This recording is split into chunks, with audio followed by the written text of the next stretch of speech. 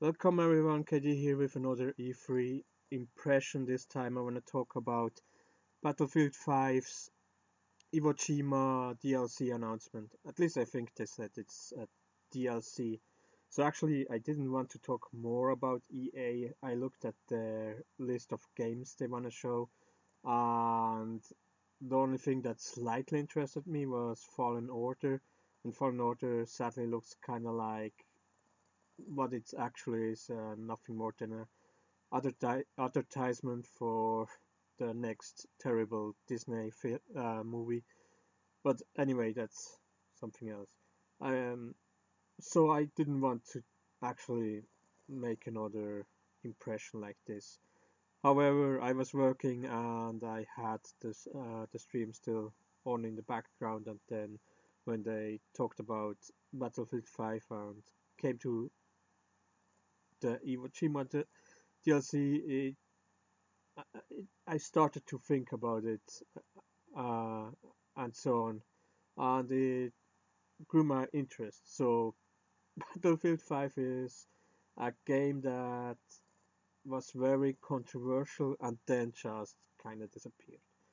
No one really cared about the launch. Um, there was a little bit more controversial stuff coming out after the launch, absolutely about the single play campaign, um, where they replaced kind of deeds from the Second World War that some soldier did with a stupid story about the girl with her mother that single-handedly defeat the Germans or something like that. I didn't play it, that's just what I heard. Um, kind of like this. So why is this interesting for me if I didn't play? I don't have Battlefield 5. I didn't buy it after all the crap that was going on. I just didn't have an interest in it. Still, Iwo Jima woke this interest. So actually, I always say I'm not a first-person shooter guy, but it's actually not that true because I absolutely loved in the past to play World War II shooters. I absolutely loved it, and my favorite um, franchise was back then definitely Call of Duty. Call of Duty really managed to bring uh, the World War II to life. Um, it Call of Duty was always very immersive in their single play campaigns and absolutely the World War shooters, and that's because even if the player kinda is the center of the game, of course. If you die, then you have to restart in the checkpoint. If you don't move forward, then you can't finish the map and stuff like that. So it's always surrounded by the player, but still, Call of Duty they managed to do it that you never felt that everything was centered around you. It always felt like you were on a battlefield and you were just one soldier and there were other soldiers fighting around you. You had allies that were fighting against uh, enemies. You had all allies that friends that died around you, and there was always something going on.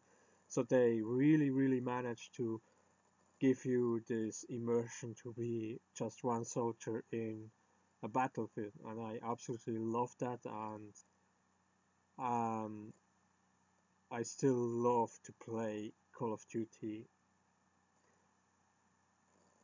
single play campaign. And it was even like this that I was really concerned when they announced Call of Duty Modern Warfare, that we go into a modern scenario, because I was really concerned that it won't feel the same. But I think Warfare, at least the first one, did a really good job to bring the franchise into the modern time. Um, but let's not talk about what they did further with the franchise, and let's go back to Battlefield 5. or maybe not Battlefield 5, but in general, just the Battlefield franchise. And one problem I always had with the Battlefield franchise is that they never managed to make a good single player campaign. The multiplayer was always enjoyable, uh, but the single player they never really managed to do what Call of Duty did with really giving you this immersion, with always something is going on around you and stuff like that. I think one of the worst offender is Battlefield 1. I think Battlefield 1 had one of the worst first-person shooter campaigns I have ever played, and it is maybe the worst AAA first-person shooter campaign that is out there. Next to the obvious terrible choices they made, like putting in for a single-player game multiplayer um, goals like capture the flag and just mind-blowing shit like that. There was also a lot of bugs. I remember that I flew outside of the map because I tried to go down a ladder and stuff like that. But the worst thing about the whole campaign was that they never managed to give you this feeling that Call of Duty gave me, this feeling that you're not alone, that you're just one soldier, and there are others around you fighting.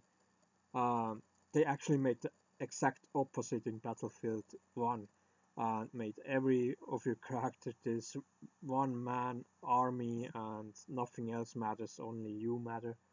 Um, it starts with you driving a tank, and at the beginning you have some friendly guys who are fighting and stuff like that. And but because the AI was so bad in Battlefield 1, not only for the enemies but also your AIs, and because they absolutely didn't matter, it was all what you do. Um, it never the feeling that you're really in this big combat situation never came up. And then shortly after that, you suddenly completely alone. You lose your battalion or whatever it was in the fog, and you're suddenly alone. And then you you have even to go out of the tank and kind of uh, clean enemy fortifications and things like that, so the tank can move on and uh, like I said, making you in this one-man army. And then the same thing with with the pilot who lands in behind enemy lines, and then you have to fight yourself through enemy lines and go back to the friendly lines and just stuff like that. Um, so really, they took actually away this feeling of you're just this one soldier, and you alone can't achieve anything, and instead made you exactly in a one-man army. And that's what was the biggest disappointment. Absolutely, and this for many reasons. First, there was the Battlefield has this wonderful um, multiplayer mode that I really enjoyed.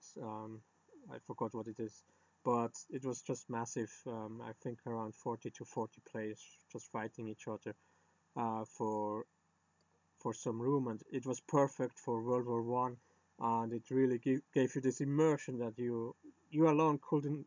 It didn't even give you this immersion. It was like this: you alone couldn't do anything in this mode, so you had to work together and stuff like that.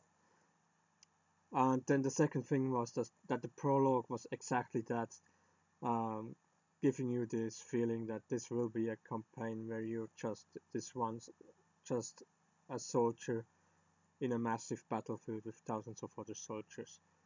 And then they go to this one-man army bullshit stuff that was just not enjoyable.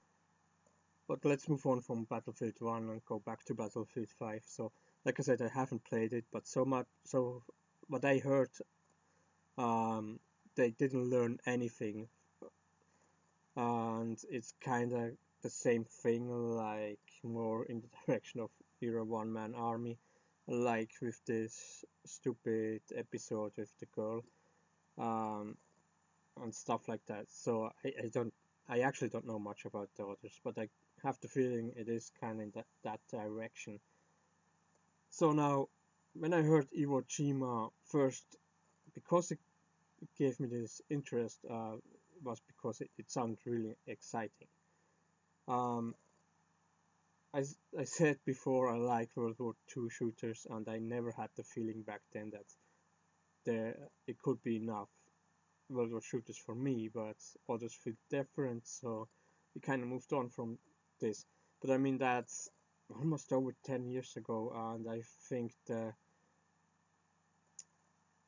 since then the technology of games has so much evolved, and I think it's definitely worth um, to revisit um, World War II shooters. I mean, not everyone will like it, but that's kind of how it is with game design and so on. I mean, I know it's a little bit of forgotten art because AAA companies don't want to make niche games anymore, but some games are just niche, and when you go into the direction of indie and stuff like that, then or even if you go to retro games, then everything has a niche, and there is definitely a niche for World War II shooters. Um, and Iwo Jima sounds really amazing to visit this very this battlefield with this very rich history. I mean, there is so much uh, to the battles that happened in this battle. There was, of course, the landing to the beach of Iwo Jima, with what was almost in the direction of D-Day, what would give you an excellent scenario for a game to put this in. And then after that, there was they had to the Americans, as they got a foothold, they had to go over flat lands to the mountains, and when they got on near the top of the mountains, the Americans had the feeling they defeated the Japanese, and they put even up a flag, and the Americans definitely know that better, that they put up the flag on the mountains. But what they didn't know was there were still thousands of Japanese soldiers in the mountain, in tunnels in the mountains, and started to ambush them. And then even after that, after they defeated the Japanese there, and they put up um, the tents for the night and so on, the Japanese had one last attempt to ambush them in the night to really murder the Americans in the sleep. And there is even these things that the Japanese told the people that lived on the island, that the Americans, they would rape and torture them and do all terrible stuff to them. And so um, the women and everyone, the women went to the cliffs, and when the Americans started to win, they went to the cliffs, and then they jumped off the cliffs to die, because they didn't want to get into the hands of the Americans, and some of them had really had even their children in their arms and jumped with them into death, because they didn't want to get in the hand of the Americans. And there is so much history, so much interesting stuff you can touch with a game. And my problem is, the only thing I can think about is, how will DICE fuck this up?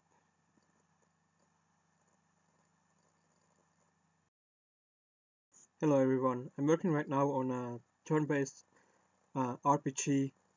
It's a game I'm building myself from scratch. I'm doing the models, the animations, the textures, and of course the scripting and everything myself.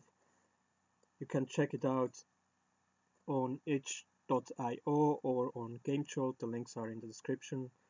There is a demo version that is focusing on the combat system and the progression system. And you can download it for free, and feedback is always welcome. Thank you.